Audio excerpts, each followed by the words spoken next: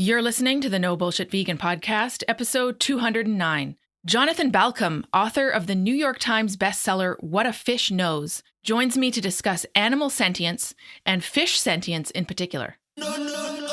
Welcome to the No Bullshit Vegan Podcast. Myth-busting and evidence-based advice to help you kick butt with your health and fitness on a vegan diet. Here's your host, Karina Inkster. Hey, welcome to the show. I'm Karina, your go-to no BS vegan fitness and nutrition coach. Thanks for tuning in today. If you haven't yet joined the party over on Instagram, follow me at Karina Inkster.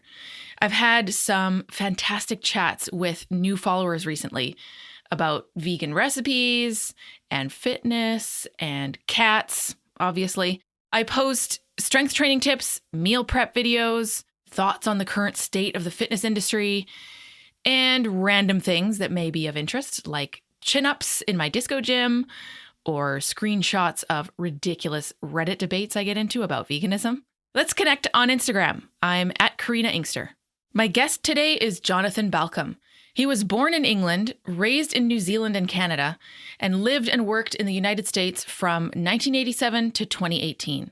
Jonathan currently lives in Southern Ontario, where in his spare time he enjoys biking, baking, birding, Bach, and trying to understand the squirrels in his neighborhood.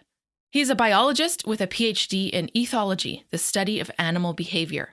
He's the author of 5 popular science books on the inner lives of animals, including Superfly, Pleasurable Kingdom, Second Nature, The Exultant Ark, and What a Fish Knows, a New York Times bestseller available in 17 foreign editions. He has published over 60 scientific papers and book chapters on animal behavior and animal protection.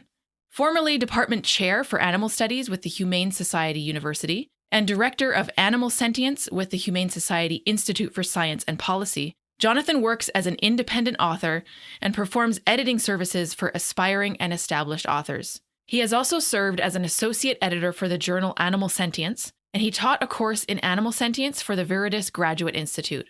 Jonathan's favorite meal is pasta with marinara sauce and sautéed mushrooms, which sounds amazing. He sold me on the sautéed mushrooms, honestly. I know they can be a bit polarizing, but I'm on team mushrooms. Here's our discussion. Jonathan, nice to meet you. Thank you so much for joining me on the show today. Great to meet you, Karina. Thanks for having me. I mentioned to you before we hit record that I have approximately 2 million questions for you. And I want to jump right into my first one, which I ask all my guests if they are vegan themselves. What brought you to the plant-based way of eating, veganism? People call it all sorts of different things. Was there a catalyst? Was it a slow burn? What's your story? As I look back at my 66 years of life, I was a vegan waiting to happen. I loved animals from my earliest memory, and my parents cultivated and nurtured that love of animals. So I was one of the lucky ones whose parents were kind of enlightened about that. We experimented a little bit with not eating meat when I was young, but went back to the typical Western diet for some years. I was 25 years old when I decided to take a year off school and travel to India. And it seemed a good juncture to become vegetarian. And then 5 years later, I went vegan when I realized there was no reason to, for the reasons I wanted to be vegetarian, with the same reasons it made sense to be not eating any animal products or not wearing any animal products. So it was really an abiding love of animals that stimulated me to become vegan.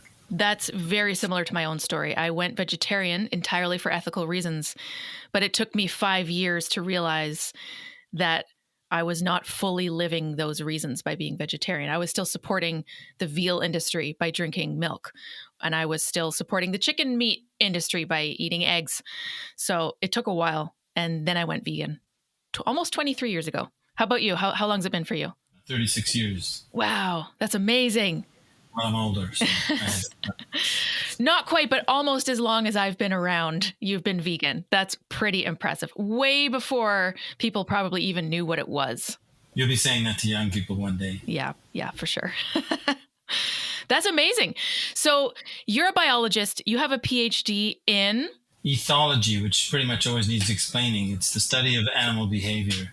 It was an unknown science a century ago, and then kind of developed during the 20th century. And the 1972, I think it was, Nobel Prize for Medicine went to 3 European men. And who sort of got the field going of the academic study of animal behavior. And so how did you get into ethology? Was that related to your veganism? Yeah, I guess I could also say I was an ethologist waiting to happen too. Studying animals was something I always wanted to do. The beauty of ethology is it kind of tends to emphasize animals living free, what they do in nature. The animal behavior. Animal behavior gets compromised and kind of becomes artificialized, if you like. When you put animals in captivity, it stunts their ability to express their normal behaviors. Mm-hmm. So I liked that about ethology. It tends to be a little bit less invasive of a field to the animals being studied. So most of my field work was done out in nature, in the field, and that suited me. I love being outside. That's fantastic. Well, Coach Zoe, who works with me, she's my colleague when we train our clients, and she helps with the podcast and is generally an awesome team member. Actually, today is her 5-year anniversary of being on my business team. She's the one who put me in touch with you after having read your New York Times best-selling book, What a Fish Knows. And she raves about it. It's on my reading list. It's the next on the list. Cannot wait to dive into it. And she's been vegan for super long as well, but we're always learning. We're looking at new perspectives. And I think that book I won't call it a turning point because we're already vegan, but it's a very interesting piece of writing and research when we talk with people who are not vegan, when we're talking with the pre-vegans, if you will, right? So tell me and my listeners a little bit about this book in particular. Well, for me, the ingredients of a book worth writing is that the animals are heavily exploited by us, and fishes certainly qualify, that there's really great science about them, and they qualify in that regard, and people aren't aware of the science, which is usually the case. So those 3 ingredients are sort of the primary ones for me. And when I was having dinner with a friend at a vegan restaurant in Washington, D.C. at the time, it just came into my head. I was looking for a subject for my next book, and fishes, I thought, wow, I haven't read any book that kind of summarizes what they can do. And I know from the limited research I'd done at that point in terms of the literature that there's a lot of really amazing stuff about fishes, and it's like it could be mind-blowing. So that was the genesis of the book, and it was kind of a joy to research and write because the fascinating material was already there. It was just my job to find it and sort of put it into a package that would entertain readers and hopefully get them to change their minds about how they feel about fishes, which tends to be pretty negative. Generally, we tend to relegate them to the cellar of sentience among vertebrate animals. Right. Good point. Well, I want to get into the fish discussion more in depth. 2 things first, though. One is you deliberately use the plural fishes instead of fish. Why is that?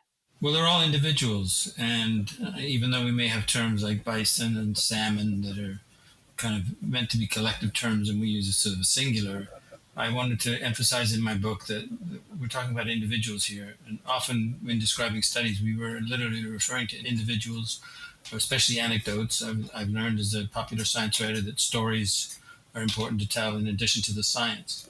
Yeah, I always in my writing, I want to impress upon readers that these animals are individuals with their own personalities. And there actually is some research on animal personalities. And it's not just among vertebrates. I mean, evolution by natural selection works on individual variability. So it's kind of intrinsic to all life that each individual is a unique individual. And so I just felt that language should speak to that, hence my decision to use the word fishes instead of fish. I'm going to attempt to do the same thing, but don't freak out because I'm so used to just saying fish. But it's very interesting. I think language is important. We've had lots of discussions on the podcast about even things like the word vegan and how loaded it is, and all those kind of points around language. So it is super important. I can appreciate that. I would interject that it's a 2-edged sword, though, because sometimes it sounds a bit kooky to say salmons and tunas when people are used to the singular. So I kind of use the language according to the kind of the audience and the setting that I'm in. That's a fair point. Well, one other thing I wanted to talk about before we go into the fish discussion more in depth is animal sentience overall. It's a general theme of this book, of course, but how would you describe what sentience is, first of all? Sure. It's really heartening to see the word sentience being used so much more now. It's really finally coming into the mainstream. And such an important word and meaning because it essentially means the ability, the capacity to feel something, emotions, pains and pleasures, of course. But a lot of feelings are not physical, they're emotional. Although I suppose you could say it's a fine line between those two because they interact with each other. So I like to say that sentience is the bedrock of ethics. The reason we have moral systems, the reason there's sort of rules, if you like, of right and wrong behavior is that others' lives matter. And the reason those lives matter is they have feelings. They can feel good or bad depending on the circumstances. And I think, most humans understand that we have a responsibility not only to ourselves, but to try not to cause pain and suffering in others. So sentience is a very fundamental concept to the whole ideas of morals and ethics and proper behavior. Mm-hmm. So how is sentience different from things like intelligence or consciousness? Yeah, they're kind of all interrelated. I mean, to be sentient, it kind of presupposes that you're conscious because you need to have felt experiences to feel something. There's got to be someone there, right? Somebody home. Mm-hmm. So consciousness and intelligence, well, that's a less clear relationship. You can have a range of different kinds of intelligences. And I think the way to think about intelligence is not whether an individual or a species has it or not. It's different kinds of intelligences. Birds are brilliant when it comes to building nests, but they're probably not very good with calculus. They don't need to be, right? So it's kind of case dependent.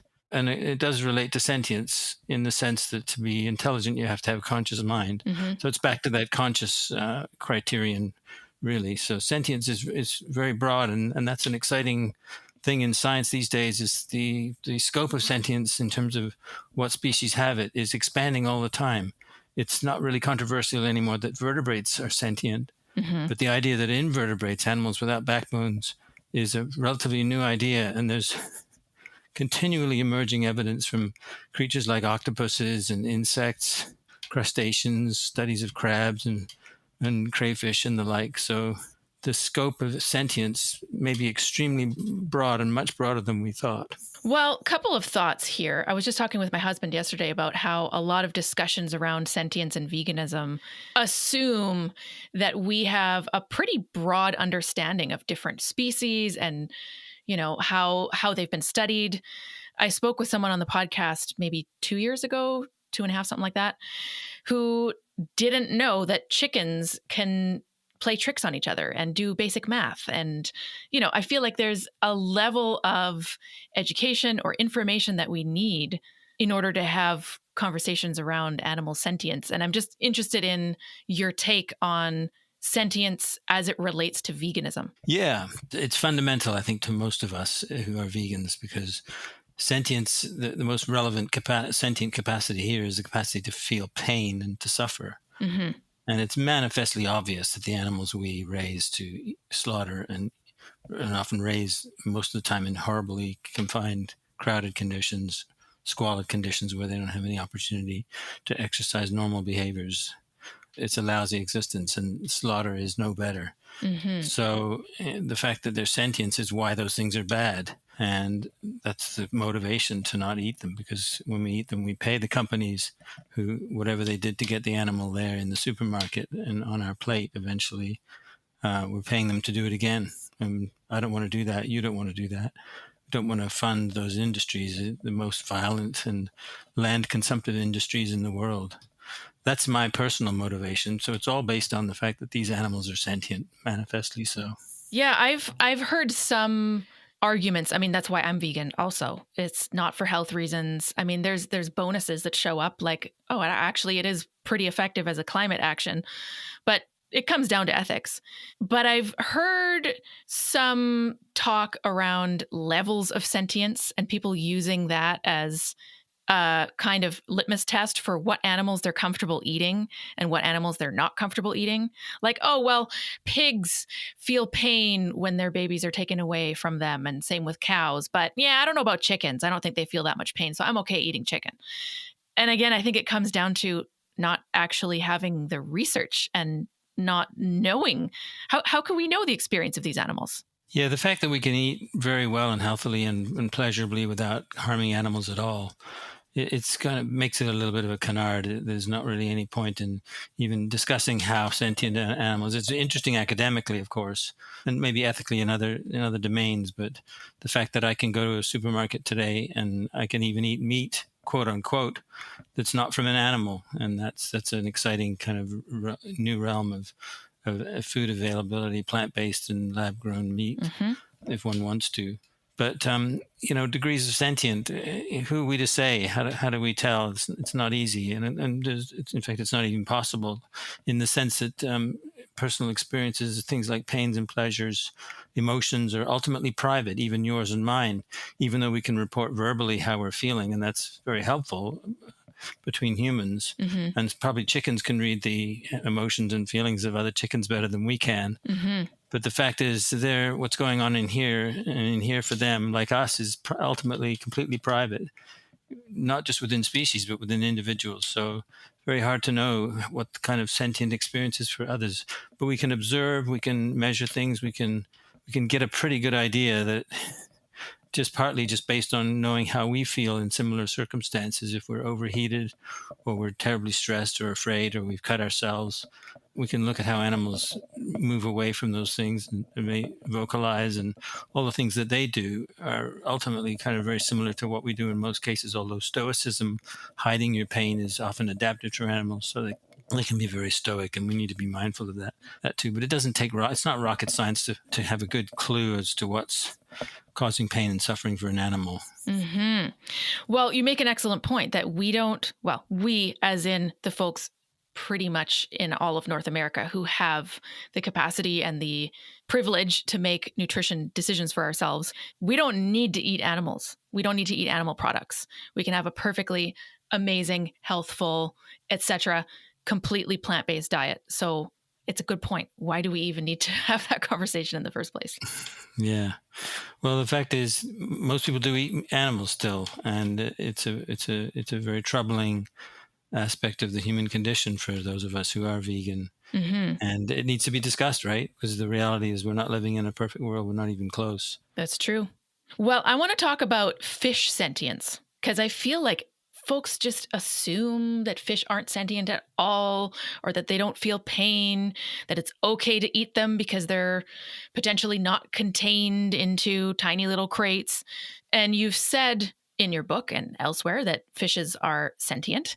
So first of all, if you had to make the case, let's say you're at some kind of dinner and someone's eating a steak and potatoes kind of deal, how would you make the case in 30 seconds that fish are sentient? Well, first of all, in my case, I have the benefit of just giving them my business card, which has a picture of my book, What a Fish Knows, on to say, read the damn thing. Brilliant. Read the damn thing. Yes.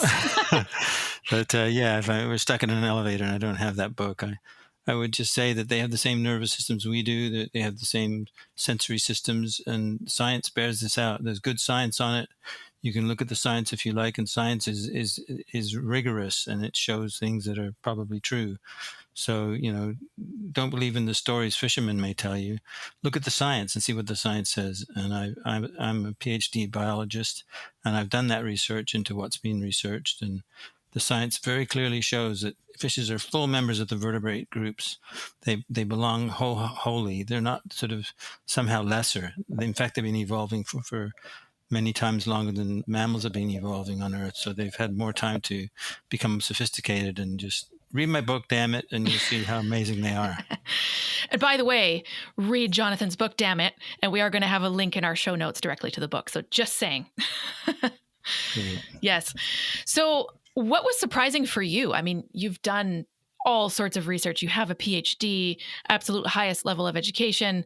What was surprising for you in writing this book, or when it comes to fishes in general, around their sentience or their experience? Sure. Writing a book is a process of discovery for the author as well as the reader who hopefully reads it. I was intrigued to learn of studies of testing optical illusions on fishes. Oh, wow. You can train a fish, for instance, to poke their nose against the larger two circles.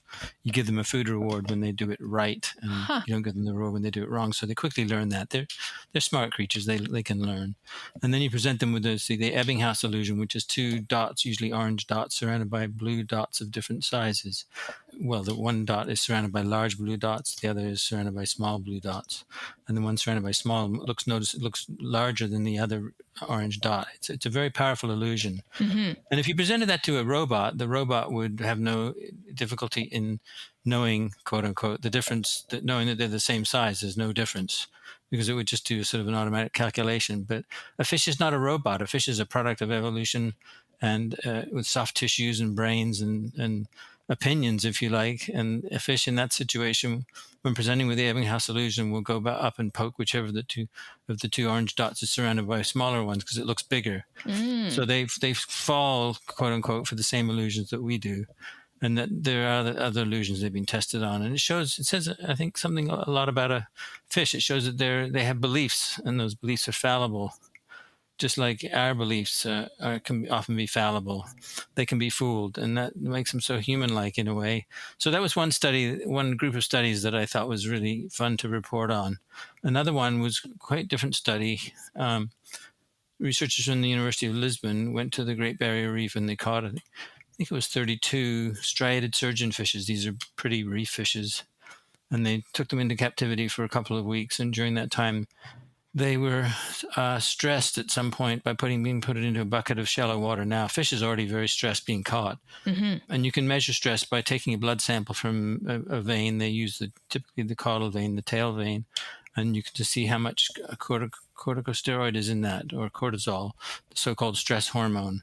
And cortisol levels are high when, for a fish who's had the misfortune of being put in a bucket of shallow water for 30 minutes, which is sadly not as bad as some of the ways I've seen fish treated on fishing docks. Mm-hmm.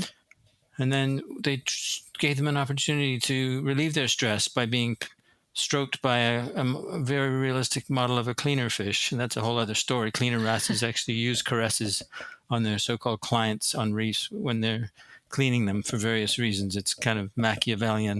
You can get into that if you like. But stressed fishes who had the opportunity to be stroked by a model cleaner wrasse would go up against that wrasse and get stroked an average of 15 times an hour. And the control group, and by the way, their stress levels would drop precipitously quite quickly, much below what they were when they started, back to baseline essentially. And then the other group, the so-called control group, they were put in a tank one at a time, just like the other ones, only their model cleaner wrasse didn't move, so it couldn't provide strokes, couldn't provide caresses. And they ignored it. They didn't visit it. They visited an average of 0 times during a session, and their cortisol levels remained high because they couldn't get stressed. So this mind-blowing study shows that not only do the fishes get stressed, that's not really controversial among scientists who know about fishes, but they have the wherewithal to seek relief of stress when given the opportunity. That I thought was a remarkable study, that they even think of doing that. It says a lot about where ethology is today compared to just a couple of generations ago, when it was considered kooky and unacceptable scientifically to ask questions about what animals are thinking and feeling. Interesting. Well, this whole time you're describing those studies, I'm thinking, okay, first of all, I'm fascinated to learn about fishes, but also who the heck are these brilliant minds who put together these experiments and this research in the first place with the optical illusions? Like, that's pretty brilliant to think of that. I agree. Scientists are incredibly creative, and science kind of builds on the previous science. So the previous science lays the groundwork and gives ideas for future studies, and scientists come up with new ideas. But often they're variations on what was done before. And it's a great enterprise. It's limited by a lot of our assumptions and biases, and it's really exciting. Now scientists are accepting that animals have feelings, and they are asking questions based on that assumption. Whereas in the 20th century, most of the 20th century, the first half at least, it was considered unscientific to say that animals were consciously aware and feeling. It's terrible that we went through that period. But thank goodness we've emerged from that era, and Absolutely. We now have scientists asking things about, do fish, can they relieve stress if given an opportunity? Do they fall for optical illusions, as you say? It's a fun time to be an ethologist in my field. That's pretty amazing. But there's probably still a lot of kind of background myth busting that needs to happen. Like if you give talks, for example, or if you're sharing about your book, what kind of audience reactions do you get? Do you still feel like there's a lot of material to debunk? I don't know what it is. Maybe I'm just not offensive in my presentations because I don't get people pushing back, not publicly anyway. I've had, occasional very rare emails from people who are questioning this, that, or the other. But for every one of those, I get 20 emails from readers who say they stopped eating fishes or their minds were really opened by the book. It's been very gratifying. So the response to the book itself has been largely very strongly positive. And I think that speaks to the era we're in because most people now, if they're interested in science, they know that science is showing great things about what animals do that science wasn't showing just a generation earlier. And so I think that just brings everyone a lot forward, and we're all more ready to accept and to scrutinize, of course, but to usually accept what science is showing. That's an interesting point. Or maybe you're just brilliant at putting everything together and teaching your audience without having them think, well, actually, is this the deal? Is this correct? Well, I rely on the brilliance of scientists who come up with these studies and find ways of designing them. Of course, I also include the caveat in most of my writing that I don't necessarily endorse all of the methods used in science. By the way, that study of caressing as stress relief for surgeonfishes, all of those surgeonfishes survived the study and they were returned diligently to the areas of the reef where they'd been first captured. That's important because it's not like it's just a reef fish, put it on the reef. No, it's a particular location with communities of individuals of various species who know each other, not only within the species, not only do they know their neighbor strided surgeonfishes, but they know members of other species and maybe sort of even interact with them over time. So I was very pleased to read that. And usually, historically, scientists don't report what they did with the animals at the end of the study, and one of the reasons for that is they usually just diss them or finish them off because it's not expedient or it costs money to keep them alive in captivity. But they took them back and released them. I was really pleased about that. That's great news. I mean, it's not great that the fish were super stressed during the study, but it did give us some interesting research out of it. So that's cool.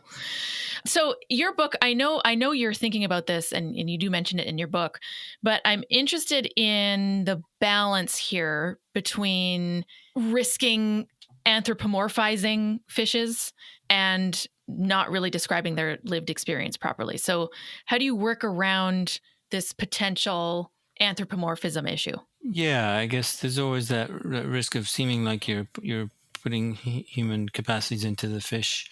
We should try to focus on what the fishes are doing.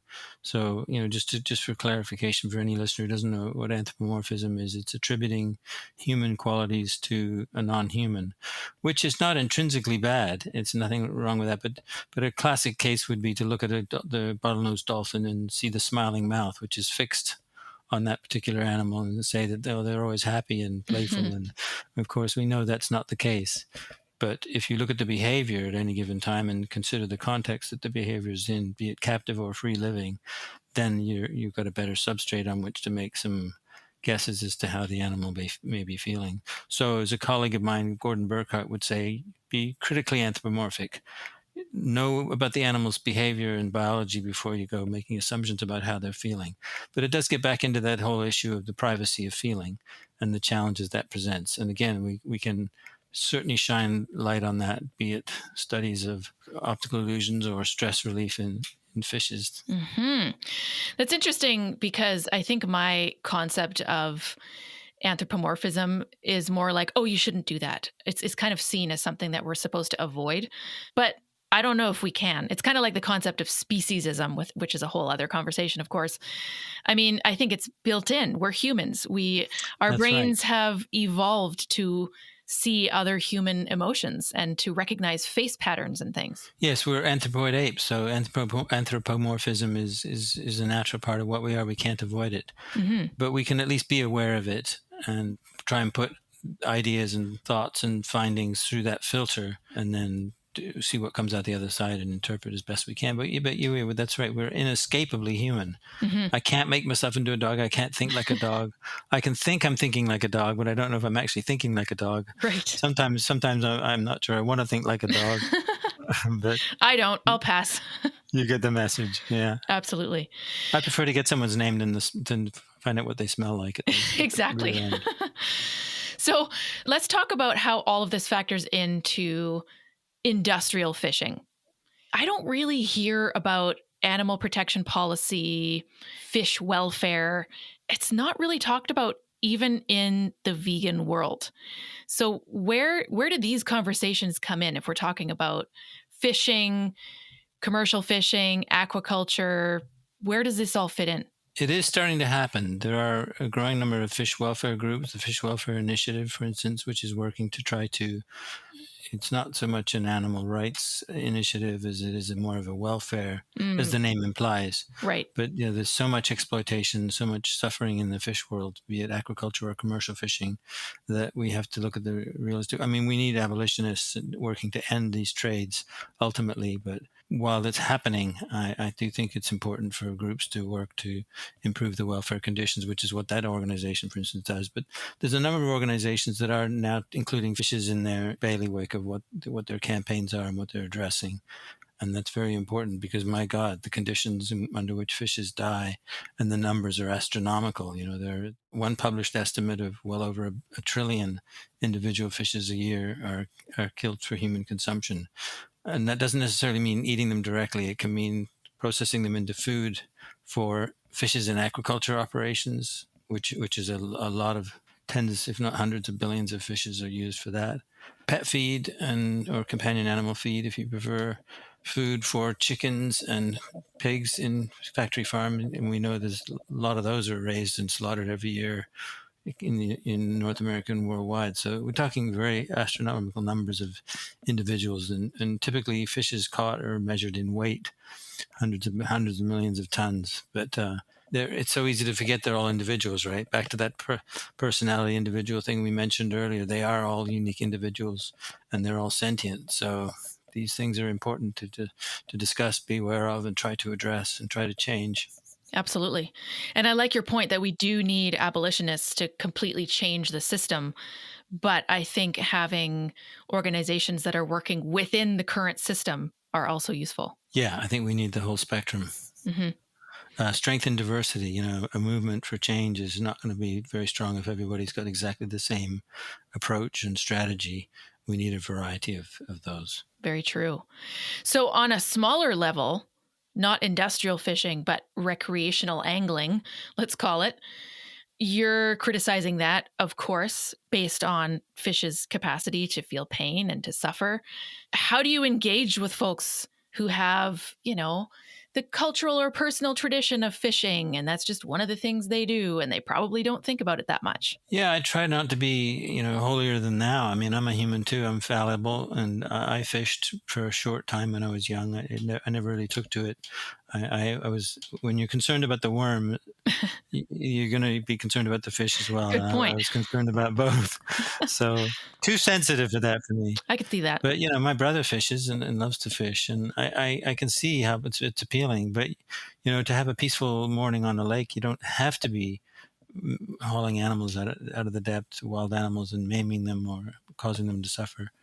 Try and meet them where they are, but commercial fishing causes fish suffering, and it's not insignificant in terms of the amounts. The estimate that I read when I was researching what a fish knows is about 47 billion fishes a year are caught by recreational fishermen. The numbers are higher, of course, for commercial fishing, and the method of dying is often worse. I mean, recreational fishermen, conscientious ones, if they're planning to keep the fish to eat, well, I think most, if not, I hope anyway, I don't spend a lot of time in fishing boats, but they'll clobber the fish over the head or render the fish unconscious as quickly as possible so that suffering ends. And I know a lot of fishermen are conscientious about doing that at least. But, the fact that ultimately the fact that we don't have to harm them to begin with, it opens up pathways that I hope more humans will follow. 100%. I can tell you with certainty that I enjoy lakes and oceans and being out on the water, well, actually in the water as a swimmer, with no death involved. Yes, hopefully. Yeah, I swim twice a week in the local pool, and I do swim in Lake Ontario at least once every year. In the warmer months, we get at least 5 minutes of warm weather here in the Canadian summers. 5 minutes. we get lovely weather for a good chunk of the year, and it is wonderful to swim in the ocean. I lived in Florida for a couple of years before I moved back to Canada, where I grew up. much as I love being back in Ontario, I do miss that about Florida, was swimming in the ocean Mm-hmm. 2-3 times a week. I could get on my bike and take my wetsuit to the local beach, just a 10-minute bike ride away, and slip into the water in my wetsuit with my mask and snorkel and watch all these beautiful creatures who gravitated to the rocks near the shoreline. That was really a great experience. Oh, it's the best. Going down, yeah, I'm not a scuba diver, but I love to snorkel, and going down there among the fishes is one of the great joys of life. Absolutely. And you don't have to kill anyone. No, you can connect with them. You can. Absolutely. Connect. Don't kill, connect. Connect, don't kill. There you go. That's the theme for today. Yeah, I run an open water swim club with a friend of mine here in Powell River. Awesome. And so we're distance swimmers, but the whole point is being out in nature, looking at all the amazing scenery and the creatures. And it's a very different experience, lake swimming versus ocean swimming. There's a lot more creatures. I have to recommend a film to you. It's called Cold Refuge. It's about I think about a 75, 80-minute documentary, and it's individuals who specialize in open water swimming, particularly in San Francisco Bay. This is by a filmmaker who I was in touch with recently. Oh, cool. She did a wonderful film called The Parrots of Telegraph Hill, which I had seen years ago. But Cold Refuge is a film worth watching, and it tells the story of various people who do this open water swimming and the personal reasons they do it. In this case, to deal with family, with personal tragedy or physical challenges. Terrific film. I highly recommend it. Cold Refuge. Oh, thank you for that. Cold Refuge. I'm definitely putting that on the list. Although I don't like cold water. And I say this as an open water swimmer. Well, you can watch the film and point to them and say, "You're crazy. I'm not doing that." That's kind of was my reaction to part of the film. Yeah, that's cool. I'm on board with that. My season is over in 2 weeks. We're recording this at the end of September, and it's already kind of stretching it at this point. Well, I admired every character in that film, but it didn't mean I was going to emulate their behavior. Fair enough. Okay, it's still on the list then. Good. Okay, so you had on your discussion list the potential role of insect farming. Where does this all fit in? Because actually, in the same conversation I had with my husband about animal sentience just yesterday, he mentioned, what's with all of these people who are supporting insect farming, as a legitimate way of getting protein or as something that is less harsh on the environment or supposedly more ethical? What's your take on it? Well, isn't it ironic that just as insect farming is becoming a thing, so is our awareness of insect sentience based on the science that we were talking about briefly earlier. Okay. What a strange juxtaposition. So as insect farming becomes an issue, and it may not have been considered an ethical issue a generation ago, now it is considered an ethical issue. And I spent a few pages of my book, Superfly, exploring that when I was researching the book. Some so used to saying fish farming based on the earlier conversation. Insect farming is essentially producing insects in astronomically large numbers because they're a lot smaller than most fishes that are caught commercially or the animals humans raise to eat, chickens, pigs, cows, much, much bigger than a fly or a beetle or what have you, what kind of insect you may be using. So the numbers are astronomical, and we're talking well into the trillions already, even though it's just it's mostly relatively startup, a recent industry, but it's growing fast. And, there are some arguably positive sides or less negative sides in the sense that being much smaller animals, I'm not going to get into the question of whether their sentience is somehow lesser than vertebrate animals. It's a very dangerous assumption to make because size doesn't necessarily inform complexity or for that matter, sentience in a creature. But killing them may be much more efficient, killing them quickly and humanely. Unfortunately, well, I don't know, maybe it is quickly, but, the idea of roasting fly larvae alive or dropping them into boiling oil or what have you, various methods that might be being used. I tried to get some more information about this while researching my book, Superfly. Kind of was met with a lot of silence at the other end. So it's probably pretty safe to say that the methods of killing these fly and these fly maggots for use as animal feed or ultimately maybe human feed is not very quote-unquote humane, but I do want to quickly add that it's probably not slow. I mean, it's quick. So at least the speed factor is there. And I suppose, and now I'm getting myself into hot water here. If eating insects is another way that we can reduce the use of highly sentient chickens and pigs and cows and other so-called livestock, then maybe that's a step in the right direction. But again, it comes back to what we said earlier. We don't have to eat any of it. Right. We can feed ourselves fantastic, healthy food, and health certainly comes into play, although it may not be one of the main ethical reasons, but we can feed ourselves so well, as any vegan who's been a vegan for a while knows, without harming any of these animals. So there's always that option. We should always keep that front and center, in my opinion. Well, that's a great point. I think you said something along the lines of less worse. And that's kind of how I see that. It's like probably not even the least worst, but it's less bad than other options. But look, if we have fully plant-based options, why not go with that? It's probably more economical in terms of the environment also, because as soon as you're using an animal, whether it's an insect, fish, chicken, pig, whatever, you have to convert feed into the growing animal. And it's just inherently not very efficient as a source of food for us. Yeah, and that really needs to be mentioned. We've been talking about the ethics, which is front and center, and what we should talk about first and foremost, I think. But let's also just add that raising animals for human consumption is very land consumptive. Yes. Things like, let's see, 83% of the arable land is used to produce, for animal agriculture, produces something like 18% of the calories we consume.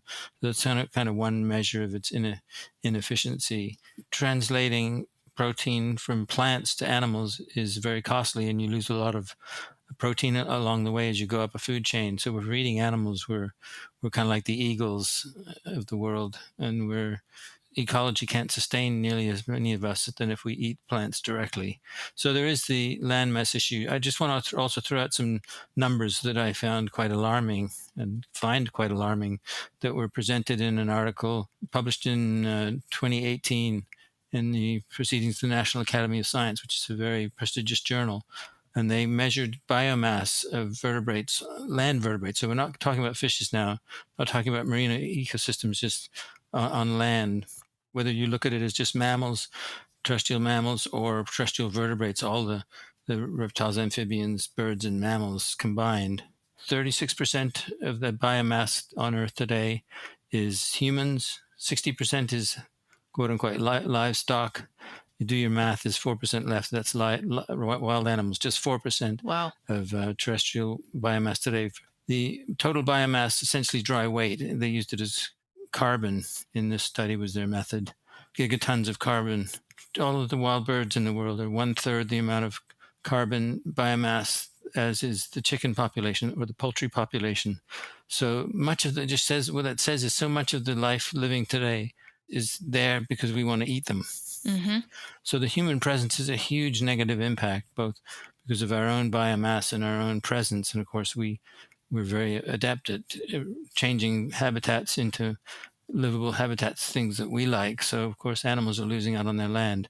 I find those three numbers, 36%, 60%, and 4%, truly alarming and quite sad, and something that needs addressing. I recently read E.O. Wilson's book, Half Earth, where he proposes we put aside half the planet for wildlife to live in. And it's a good target to aim for. And hopefully we can shift things and move things in that direction. But as long as our populations are growing, not going to happen right away. As long as the population is growing and as long as the demand for animal products keeps up where it is now, I see this really not well thought out argument against veganism quite often, which is, well, if you're not going to eat the animals, then what's going to happen to them? Are they just going to go extinct? And I mean, they've been bred for this specific purpose. So yeah, probably. But to me, that's a better option. Totally. And it happens in one generation. Yeah. And we can do in a ethical manner. Mm-hmm. It would be challenging, but boy, look at the challenges we're facing now globally with the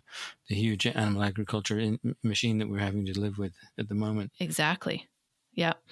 Okay. So I have one curiosity-based question before I ask you about your various projects and books. Going back to that study you were telling me about with the fish that were stressed in shallow water in buckets and the little cleaner fish, well, similar experience. You did mention you had some more info on how that works in the wild with the kind of relationship between the two. It's been called Machiavellian, the relationship between cleaner wrasses and their so-called client fishes. Mm-hmm. Clients of over 100 known species. These are sharks, smaller fishes who will literally line up in some cases to wait their turn to come into the station, the cleaning station where these cleaner wrasses work every day, the same place. So these are not willy-nilly relationships. They're known individuals who have built up reputations over the long term. And they really have Yelp reviews. Do they have like 5 stars? I'm old school, so I call it eBay ratings. But okay, fair enough. It's the same idea.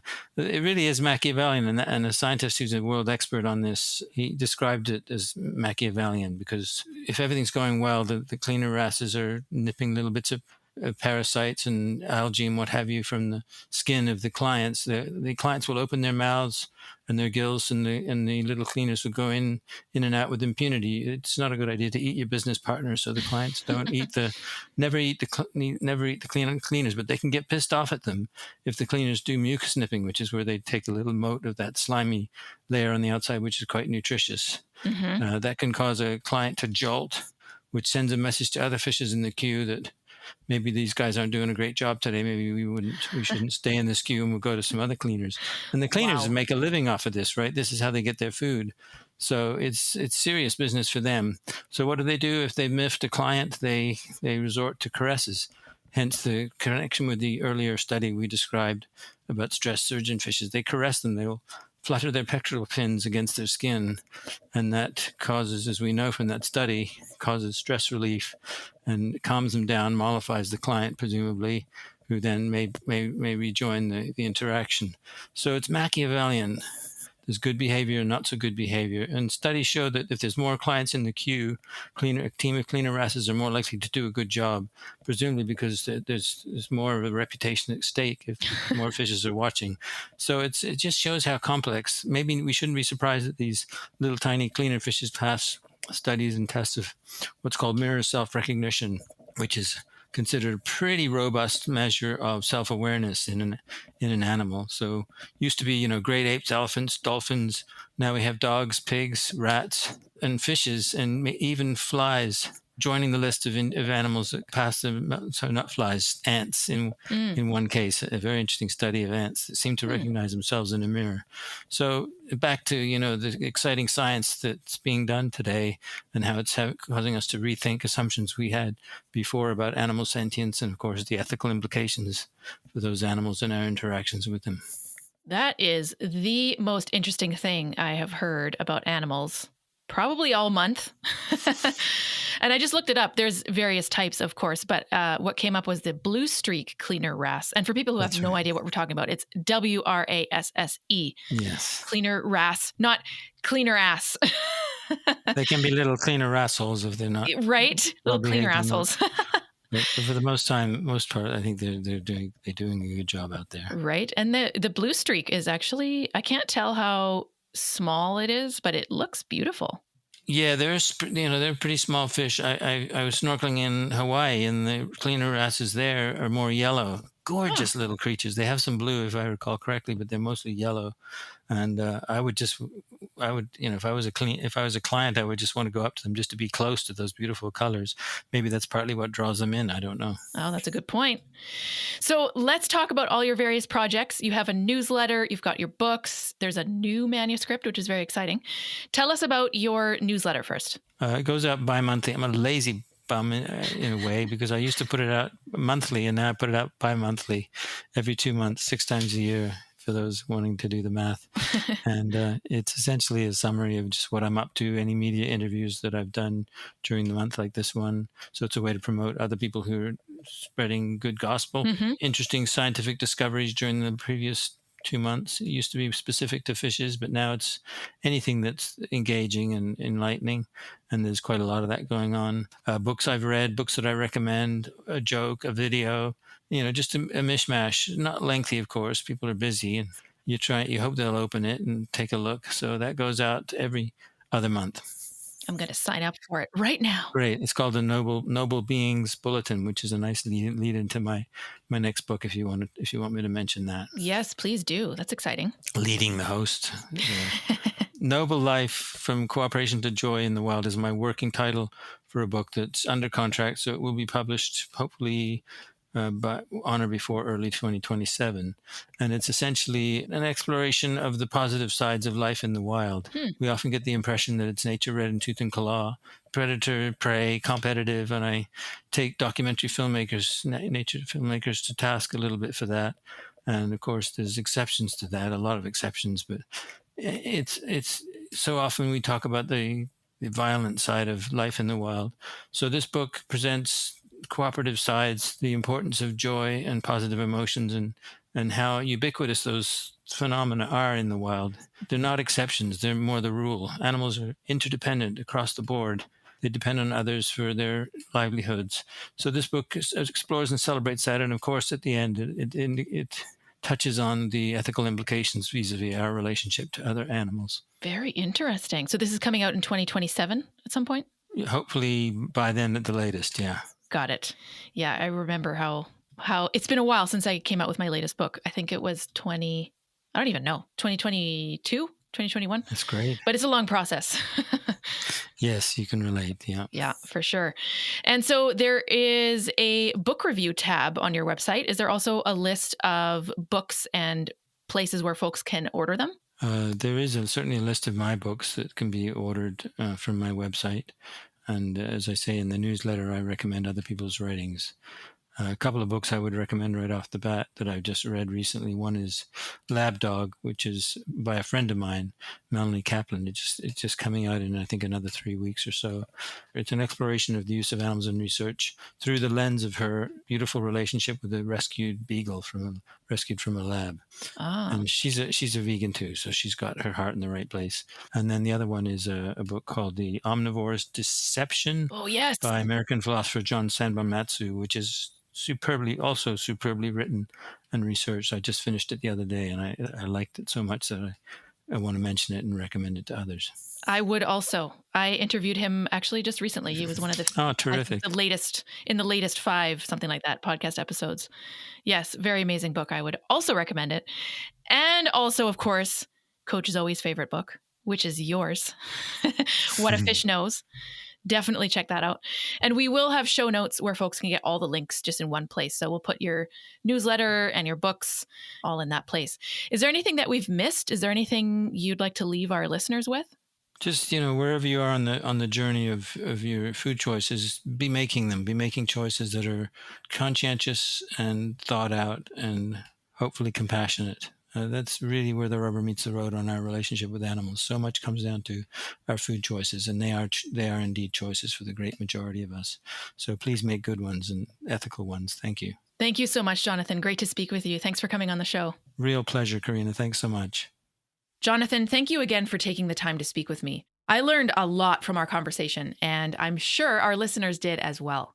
Connect with Jonathan at our show notes, nobullshitvegan.com/209. Thanks for tuning in.